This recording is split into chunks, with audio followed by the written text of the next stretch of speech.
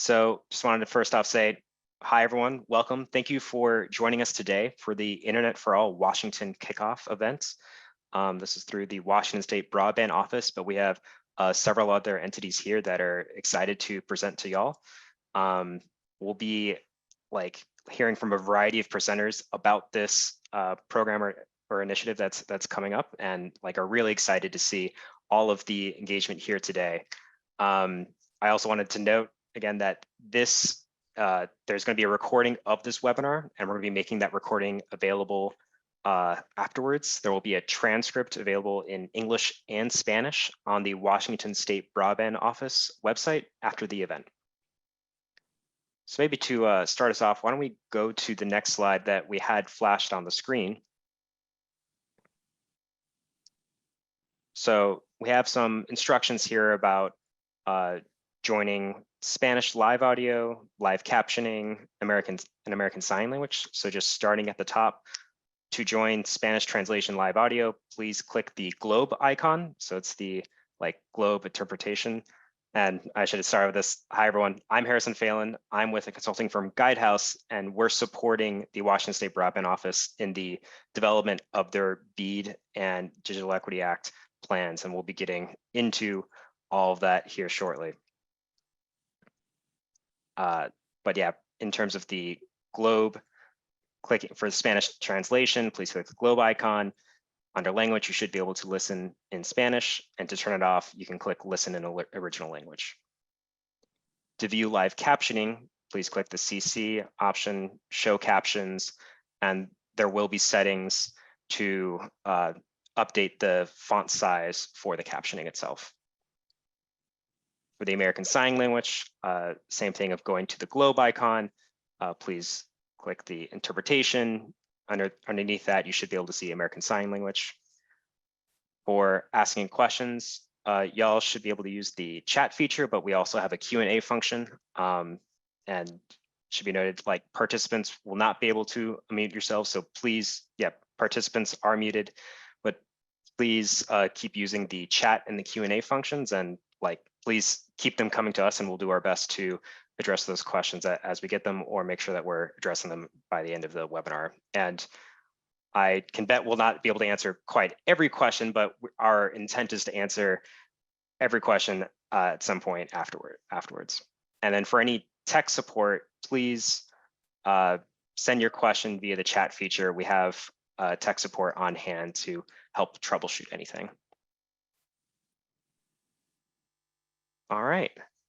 So with that, we'll move into our agenda here. So starting us off in terms of introductory remarks is going to be Mark Vasconi, who's the director of the State Broadband Office. We'll be getting into what is the Internet for All? What do we mean by that? What does this mean for Washington? Who is actually doing the work, and your role, and how can I be involved? And then we'll sort of wrap up with some Q&A. So with that, why don't we move to the next slide, and I'll pass it over to Mark. Thank you, Harrison. Good afternoon, and thank you for attending today's kickoff event. My name is Mark Vasconi, and I'm the director of the Washington State Broadband Office. As background, the office was established by the legislature in 2019 in recognition of the need to expand broadband service across Washington. As such, the office is the lead agency for the state in coordinating state efforts to ensure that Internet for All becomes a reality. We aren't doing this alone, however, as we are also in close partnership with the Washington Office of Equity, led by Dr. Karen Johnson, who is an instrumental voice in ensuring that all voices in Washington are heard, and that the efforts we conduct secure digital equity in our state. When we talk about digital equity and Internet for All, our efforts must be multi-focused, because digital equity means not just ensuring that households and businesses across the state have access to the broadband network, but it also means that the service is affordable and that people have the tools to adopt the service with digital devices such as smartphones and laptops, but also have skills to use the services and those devices. Therefore, our efforts need to address access, affordability, and adoption to ensure that all Washingtonians can productively engage in digital life of the 21st century. In this kickoff, NTIA will speak, NTIA meaning the National Telecommunications and Infrastructure Administration. NTIA will speak to some of the details of the planning efforts. I'll then talk more about our outreach efforts. WSU Extension will talk about their efforts at supporting the planning efforts, and Guidehouse, our consultants, will discuss further outreach plans to ensure that the public has avenues for all voices to be considered in our ongoing planning efforts. With that, I want to turn to a video from Megan Matthews, who is the Office of Equity's Assistant Director of Shared Power Design. Good afternoon. My name is Megan Matthews. My pronouns are she and her, and I am the Assistant Director for Shared Power Design with the Washington State Office of Equity. Our director, Dr. Karen Johnson, sends her greetings and hopes to meet with you the next time we are together. The Office of Equity's vision is that all, not some as happens today, but that all in Washington have full access to the opportunities, power, and resources they need to flourish and achieve their full potential. My work supports the power in our vision. There's a popular saying in the disability community, nothing about us without us. So the purpose of my job is to help state agencies create and act with people instead of doing things to or for people.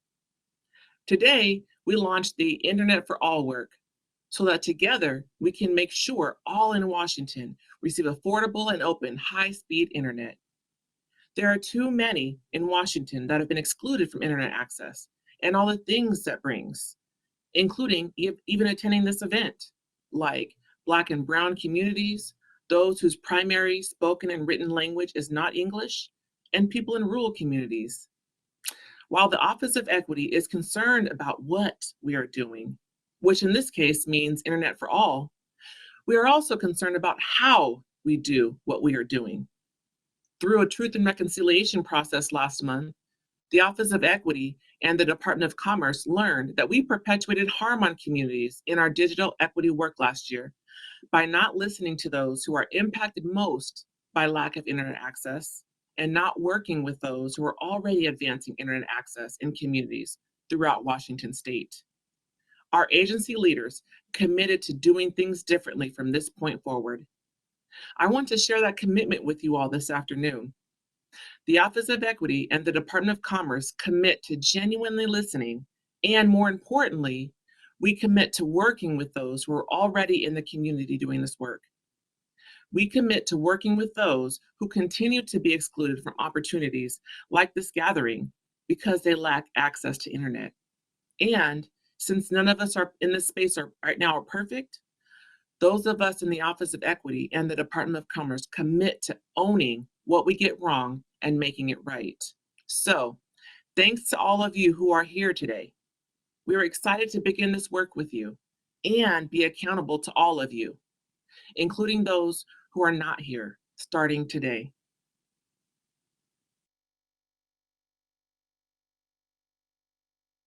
I want to thank Megan and the Office of Equity for presenting the video, and I am also saddened that Dr. Johnson couldn't join us today for this meeting. Next, I would like to introduce to you Susan Walters, who is the Regional Director for NTIA. Susan will be helping us, Susan and the broader NTIA team will be helping us as we move forward in crafting our plans. So over to Susan to explain what is Internet for All. Thank you. Thank you, Mark. I appreciate the invitation to be here today and want to say good afternoon to everyone who is here. As Mark explained, I'm from the National Telecommunication Information Administration, which we call NTIA. We are part of the Department of Commerce. I support 8 Western states, including the great state of Washington, a state that has a nationally recognized reputation for its work in digital equity. and we expect to see great things happen here. NTIA, for the first time, has staff in each state. Some of you may already know this, but it may be news for others. This is an important effort to really support states and ensure that they are able to have internet for all work for what your state needs. As part of that effort, Tracy Blackburn is the state representative for Washington, and she would be here had it not been for important family matters she needed to attend to. Hopefully you've had a chance to meet her, but if not, you will. Throughout the process, she will be actively involved. We're pleased to have her here to work closely with the State Broadband Office and all the stakeholders in the process. So let's go on to Internet for All and what that means at this point. You see before you the bipartisan infrastructure law. This includes funding of $1.2 trillion, truly an historic figure for infrastructure. So we're talking about roads, water, rail, and of course, the topic we really think is important, broadband. On to the next slide.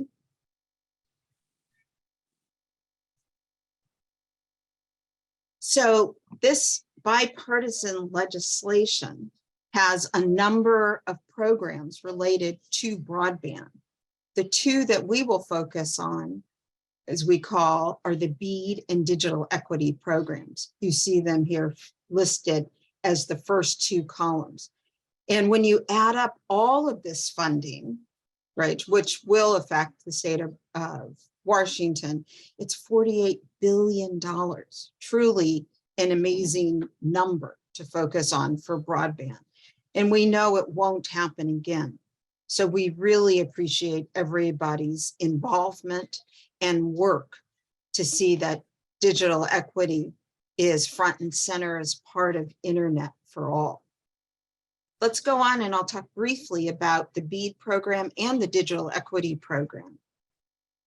For the BEAD program, this is typically referred to as our infrastructure.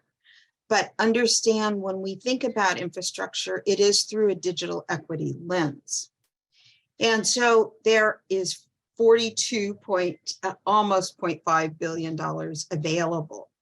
And what's important about the BEAD program is to understand the different steps that you can see outlined at the bottom of this slide in terms of the timeline. So right now we are at the beginning. You'll see where it says 2023, and that's the beginning of the 5-year plan. That is the work that is going on right now and what has us kicking off today. Later this year, the end of this year, actually, the work on what's known as the initial proposal will begin. And that's important to keep in mind because it needs to be based on the work in the 5-year plan. The initial proposal takes the needs and the gaps identified in the 5-year plan and says, how do we want to approach getting to Internet for All in the state of Washington?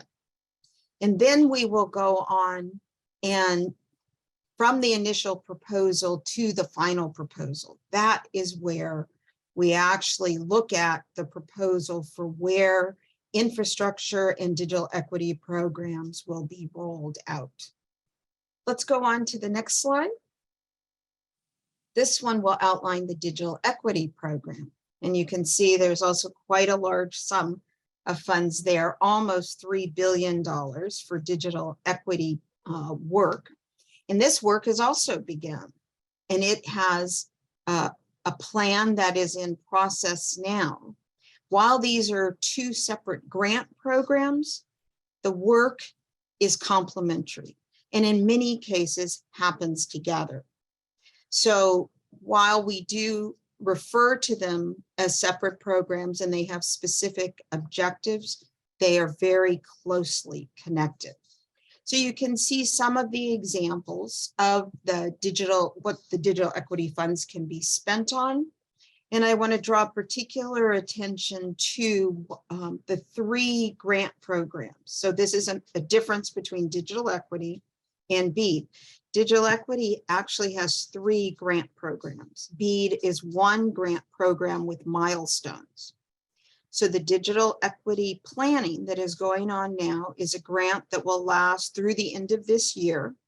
And then there will be another grant that will start in 2024, the state capacity grant.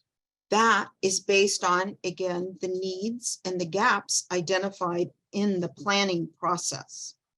The state capacity grant, what will follow, right, is the state capacity grant. Following that, and it will be within months, there will be an opportunity for entities to apply to NTIA directly for a competitive grant process. That will also be related to the planning that takes place now. So it's really critical that stakeholders, from east to west, north to south, from, mountaintops to valleys and oceans to, rural and urban areas are included in this plan at this time, because it will set the tone for what is funded later. And as we go on to the last slide, you'll see that there are several what we call covered populations and underrepresented communities. These are specific communities and groups that have been called out in the legislation and what's known as the NOFO, or the Notice of Funding Opportunity. And that means that we want to pay particular attention to these populations because they have typically been well represented in the digital divide. And that's what we want to address by the time we're done. So we have 5 years, and we're counting on you as active, well-engaged partners through the State Broadband Office and with NTIA's support and the support of so many stakeholders in your state to really do an excellent job here. So thank you very much. And I will be here to answer questions at the end of the program. I'm going to pass it back to Mark now to address what this all means in the state of Washington. Thank you, Susan. This means a lot for the state of Washington. One thing that I want to do, though, however, is try to give to you some dimension around what this does mean. So hopefully you'll be able to take away from this event, what does Internet for All in Washington mean? Who is responsible for conducting this work? And how can the public be involved? Next slide, please. But in starting this process, I think it's always instructive to begin with where we're at. And in looking at various pieces of information, various estimates of what service attainment looks like in Washington, there are a couple of different ways to look at this. The Federal Communications Commission, the FCC, has established a map that estimates that roughly 167,000 households and businesses within Washington do not have access to internet.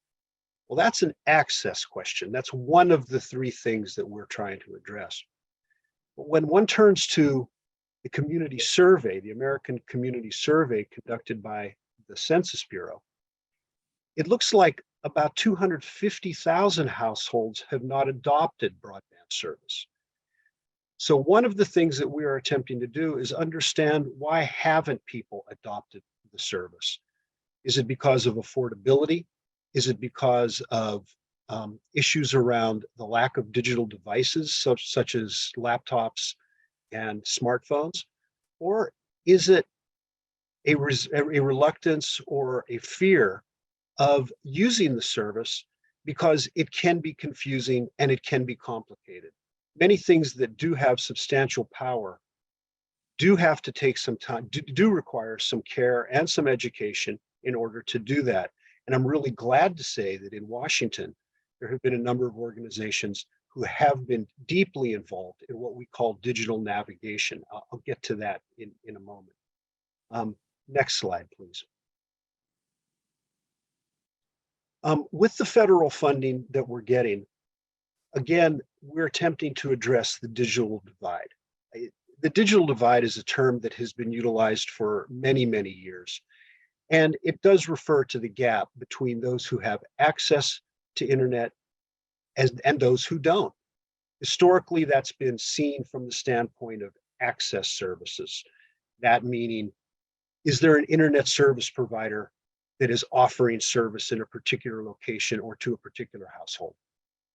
But it also does mean, as I've mentioned earlier, considerations of affordability as well as adoption, which really does mean at some point, not only consideration of devices, but also consideration of digital literacy, having the skills through which to be able to utilize the services that either devices and access provide.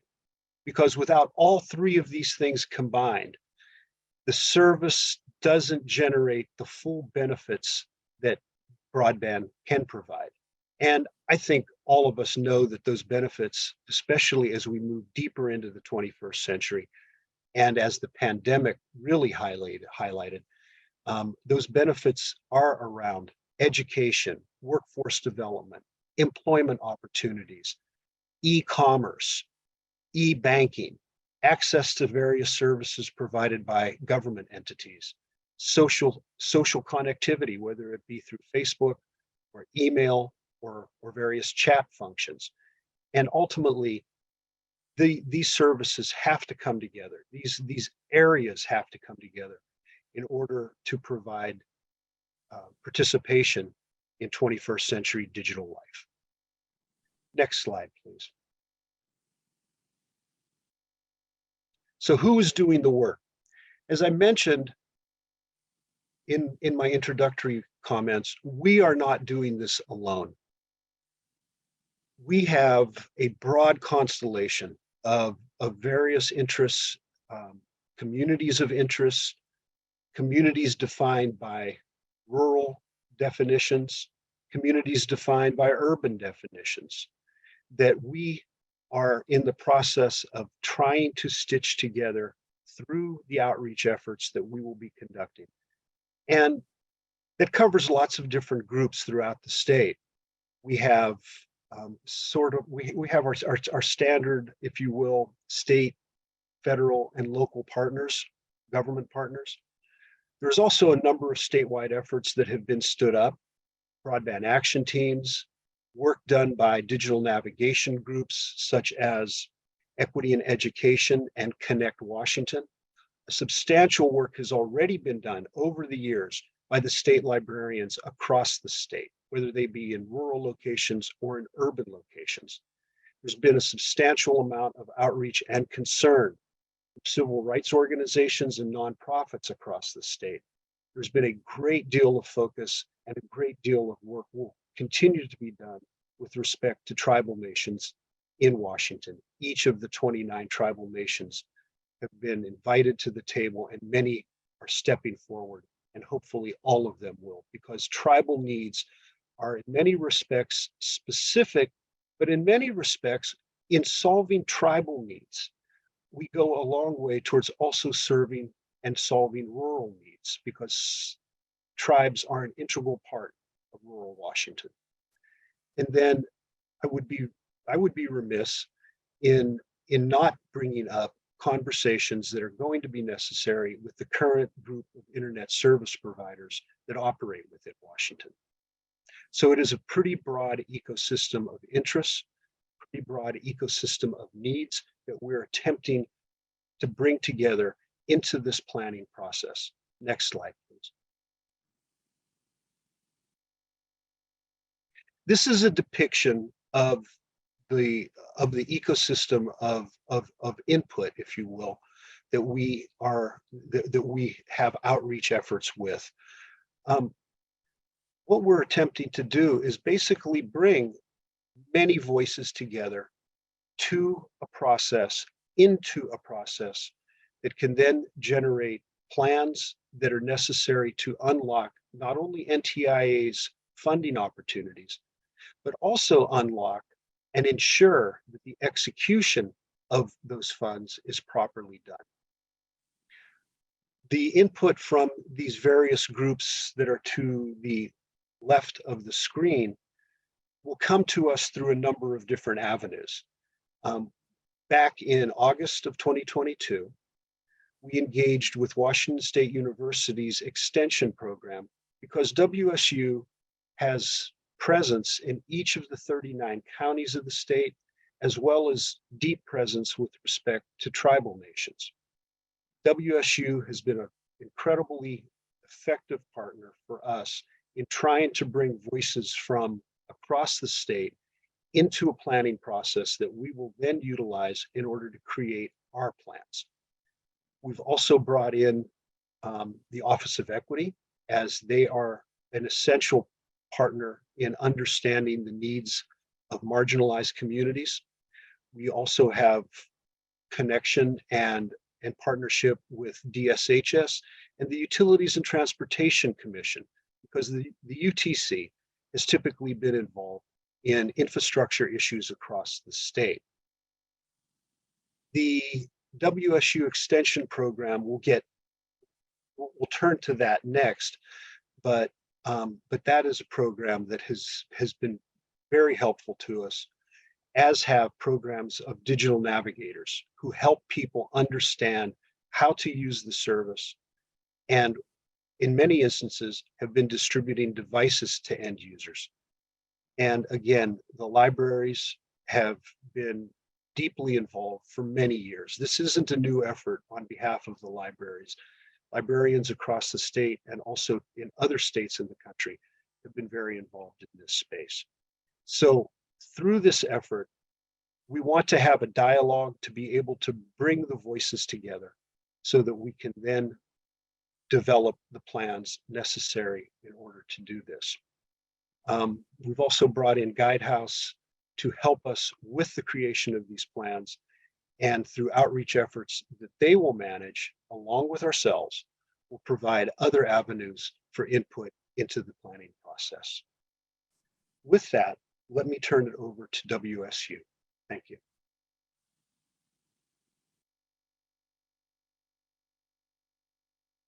Awesome. Well, thanks, Mark, and thanks, Megan and Susan, for framing this up so well. I'm Dustin Loop, the Broadband and Digital Equity Project Director for WSU Extension. And as Mark mentioned, we've partnered with the State Broadband Office to build on a lot of the previous work and work closely with communities across the state in preparing for the work ahead. So before diving into some of the details of the planning work that's happening across the state, I want to hand it to Mike Gaffney, the Assistant Director of Extension and the Director of the Community and Economic Development Program Unit, to give us some quick background on WSU Extension's history in this work. And then I'll provide a quick overview of the support and ongoing planning that is happening across the state with broadband action teams and tribes.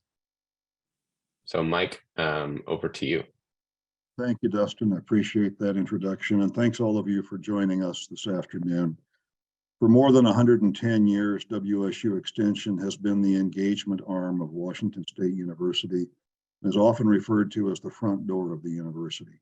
Extension has 54 locations across the state, with at least one in each county, one full office on the Colville Tribal Reservation, and a satellite office on the Kalispell Reservation. Through this local presence, Extension works with communities to develop the capacity of individuals, organizations, businesses, and communities statewide to improve quality of life. For instance, by enhancing access to programs like our Remote Worker Certificate program offered in partnership with the Association of Washington Business. The Broadband Action Team concept or model developed out of an earlier extension program, which combined experience with the community outreach and a local technology planning team model.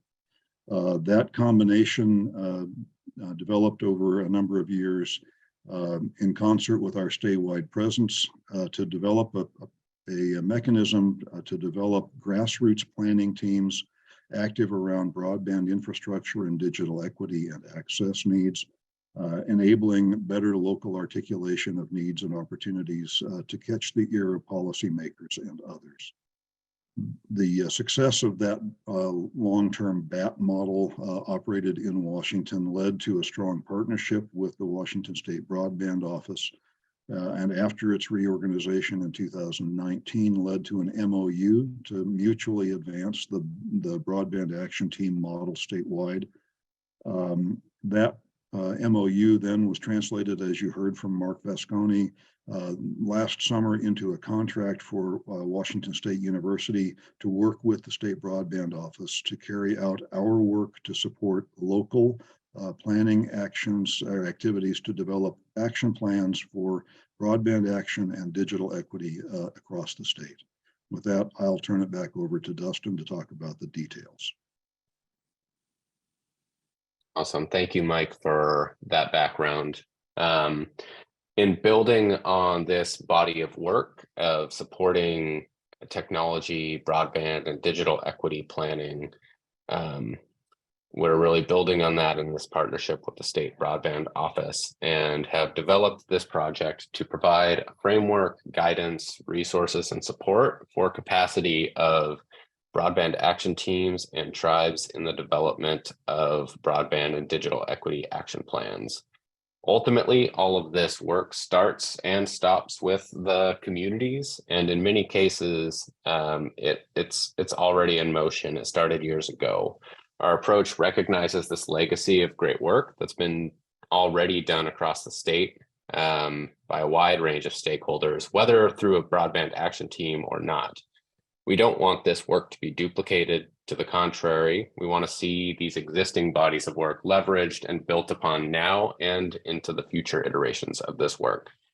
So at the core of our framework here is a community guide in the form of a workbook, and the workbook provides background guidance and a template that will help structure action plans across the state in a consistent manner. And this will support the flow of information from communities to the State Broadband Office to convey and document needs, gaps, barriers, priorities into these draft plans of the BATs and the tribes. The timelines are tight, and these plans do need to be provided to WSBO by June 14th, providing time for the input from these plans to be taken into consideration and incorporated ahead of the August deadline for the 5-year action plan that will be completed by WSBO and Guidehouse. And so the completion of the action plans using these templates is a way to provide a mechanism to manage this massive task of pulling in all of these different inputs into a single process and a single plan. To aid in the development of these plans, we have regional support staff in place and have a great team available to support these planning efforts. We have technical resources, project management tools, and more to support the development and continuation of inclusive planning processes that establish and strengthen and build networks within these communities to collectively contribute and develop these plans. And this is not only to support the statewide effort, but also build a foundation with these communities for sustainable planning and implementation for years to come. And so in addition to the team and the resources and tools that we have available, There's also statewide, regularly planned support opportunities available. We have bi-weekly digital equity workshops led by Sabrina Roach, our statewide digital equity lead, and weekly office hours led by Nick Pappin, our technical director. And this is really a great way for you to get involved in the process. If you would like to contribute to this work and you're not already involved with your local broadband action team, please do reach out to us at extension.broadband@wsu.edu, and we will get you connected with your local team. And if you just want to learn more about the project, review materials, view old recordings, and see how you can get involved before you jump in, go to broadband.wsu.edu. That's our hub of information for this project. And with that, I will hand it back to Harrison and Guidehouse to talk through their role in this. Awesome. Thanks, Dustin. Yeah, no, we're incredibly excited to be working with WSU and all of the BAT teams that are going to be collecting all this information like on the ground and helping us sort of collect the inputs for the plans themselves. I'm just going to spend just a second here talking a bit about Guidehouse. Guidehouse is a consulting firm. We're here to support the state of Washington in the development of each of these plans. We have been working with like state and local governments to try and bridge the digital divide for years. And, you know, our hope, as I hope like y'all are sort of hearing in terms of our intent for this engagement, is to be hearing from y'all, to have y'all be participating, sharing with us your feedback, as I'm already getting like Q&A and chat and seeing good questions in the chat. We love that. We want to hear from y'all and get those inputs about what we are like how we should be navigating and how we should be designing these plans. Why don't we go ahead and move to the next slide, please, that can say a little bit more about about each of you and how we can like incorporate y'all, like how you'll be able to engage with this process. So Mark and Dustin both alluded to this, but here we are at the end of March. I think as we all know, time is flying, and the plan submissions for both the like BEAD infrastructure side as well as the DEA plan are rapidly approaching. We unfortunately do not have quite as much time as we ever would want, but we do have a few different activities that are coming up in the following months in the spring and the summer to try and collect inputs. Why don't we go ahead and move to the next one? We're going to be rolling out a survey. We know that there was a statewide survey done recently, and so we intend for this survey to really just build on that work, build from those inputs. We have all of those data points, and we'd like to keep adding to that and help use a new survey that just adds to, that is more tailored to the BEAD and DEA submissions. I think some of the questions that y'all have been asking in the Q&A in the chat about, all right, what does it mean to be affordable, or how are we going to how can we actually hear from various voices out there, not just the usual suspects, I think are all great things for us to capture. Let's move to the next thing, please. We're also going to be hosting regional listening sessions. So these are going to be a combination of in-person, virtual, and hybrid sessions throughout the state. Our goal here is to try and meet people where they are as much as we can. And why don't we go to actually to the next one, please? So the focus groups are going to be a little bit more targeted and tailored. Those are going to be focused on each of the covered populations that are required as part of the BEAD and DEA work.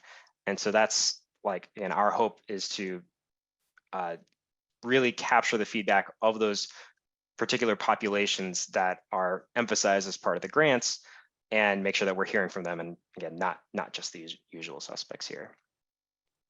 We're also all along the way going to be hosting some subject matter interviews with folks all across the state and beyond.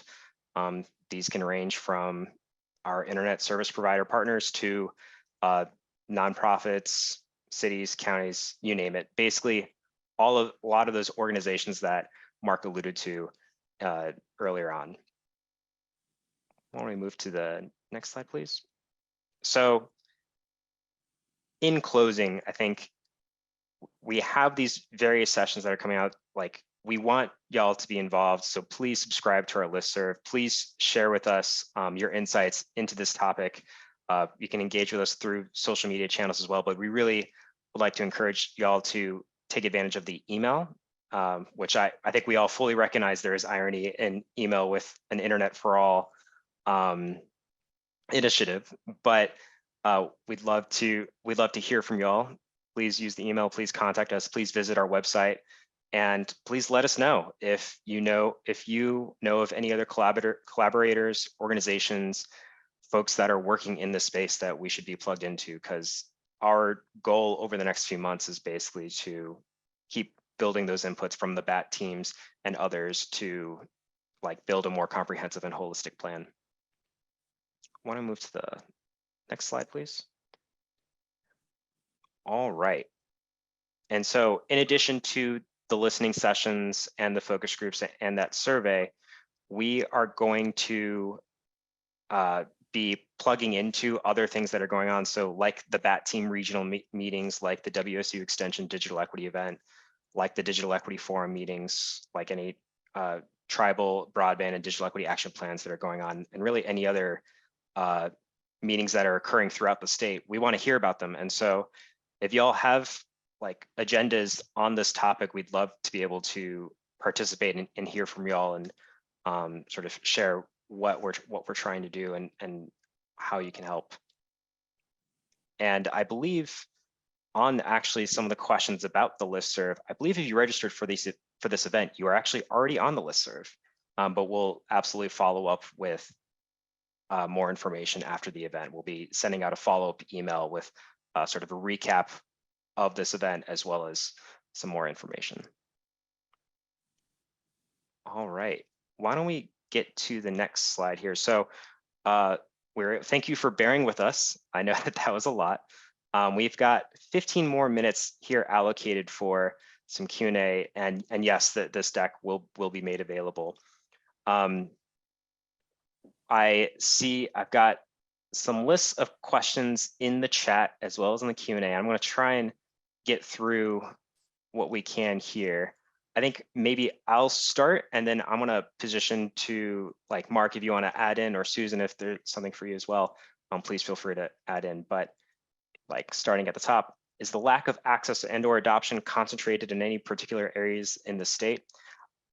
To be honest, I think that we flashed a map on screen probably a little too quickly, but there are needs basically everywhere. I do think the size of need may vary, but there is a bit of need everywhere. What the type of need is can vary depending on the location. So we find that like some areas may have infrastructure, but may struggle with actually subscribing to the internet plan, but others may not have the infrastructure and therefore be in a very different place.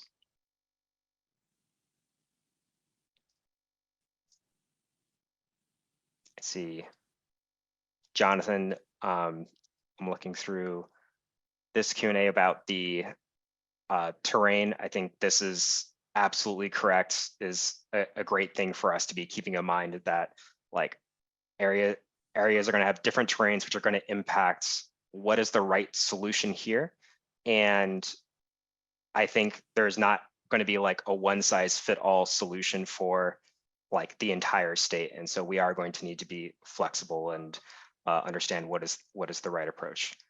I'm getting told from my team as well that, like, as a reminder, we'll be taking into account, we know that a lot of questions also came in the registration. And so we'll be wanting to, like, basically we plan on setting up a follow-up and sending out like an FAQ, or at least placing an FAQ on our website that takes into account a lot of these various things. I think some other things that we heard would be like, who do I contact to ensure my voice is heard and how?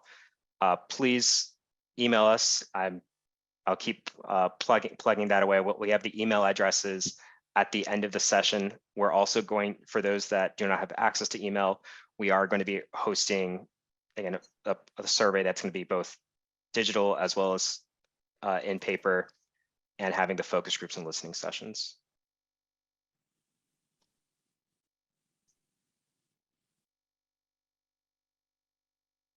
So Harrison, maybe there Please. are a couple questions I can respond to. I saw one question asking about what the speed goal is. And I think asking if it defined as 25.3, that is the FCC definition of high speed, and that definition clearly lags what is current. Both the BEAD funding, whether it's funding middle mile or funding, wherever it's going, the speed threshold, the minimum is 120 for residences, just so everybody knows. And there was another question I wanted to try and get at, a couple that in this area of concern about how you can have equity if the FCC map is not correct. And the FCC map, we know, has been an issue across the country. The FCC, the legislation that created the FCC map was passed long before the bipartisan infrastructure bill. But the FCC map is not the last word on what is actually built out and how the state spends its money. There are a couple of key points here, and there will be a lot more discussion on this. I just want to try and set the stage, if you will, for this. So the law requires that a couple things related to the FCC map.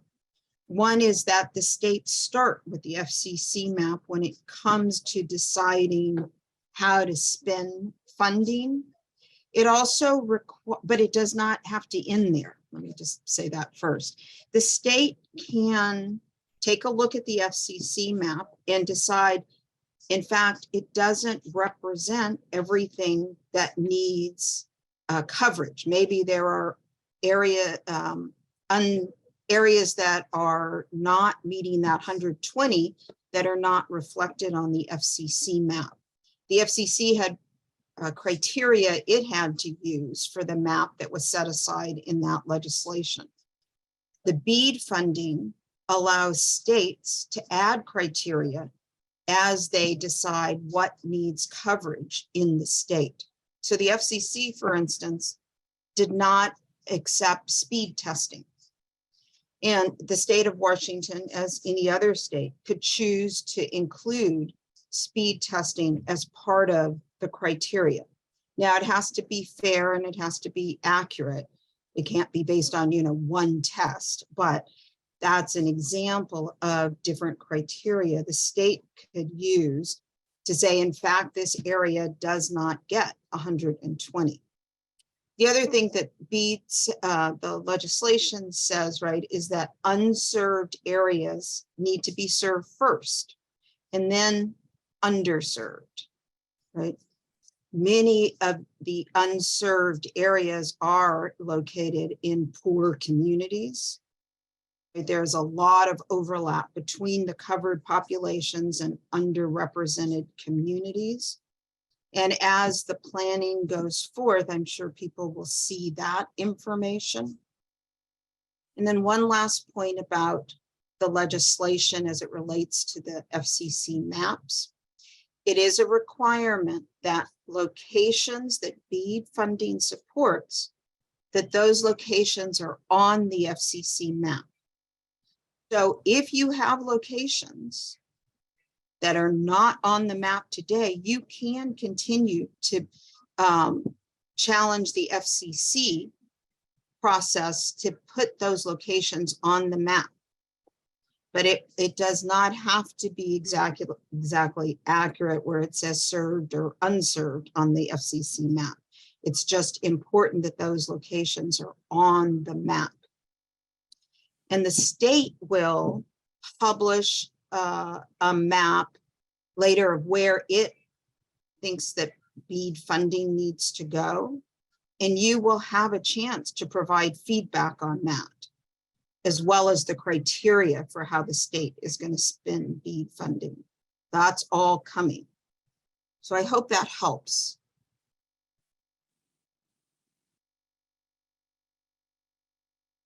Yes, thank you, Susan. Let me add a couple things and then also address the Digital Equity Forum. With respect to the mapping effort, about 2 weeks ago, through work of our partners, NOAANET being one, as well as county organizations, where there was a substantial amount of work done through Spokane County, as well as King County, as well as Snohomish County. A number of challenge was submitted to the FCC's location fabric. And I believe we submitted over 100,000 challenges to that fabric. We'll see what the determination is for that, but the effort of looking at the map, verifying the map, finding areas that we think are underrepresented on the map, that is an ongoing effort that will generate more submissions to the FCC, and hopefully they will be able to modify the map in such a way that locations that are unserved are most accurately represented.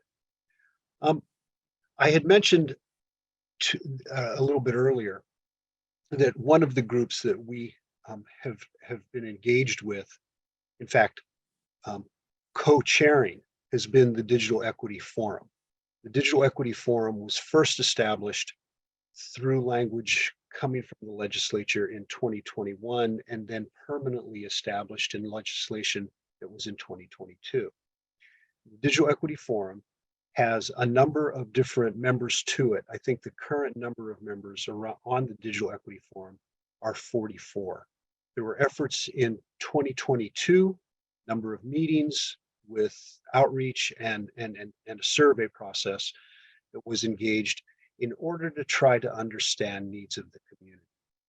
That effort has been put on pause, had been put on pause since October, as we could then gather information that will then be published very soon in a report to the legislature. Having said that, the Digital Equity Forum will be re-engaged within the next month, and it will be another major supplier, a major node, if you will, of voices that will come into our planning process. I've been in some conversation with various members of the Digital Equity Forum to begin to try and sketch out not only next steps with respect to the forum, but how the forum could best engage in these efforts. So it's clearly an organization that is essential in our broader outreach efforts and does have specific insights that I think are going to be important to include.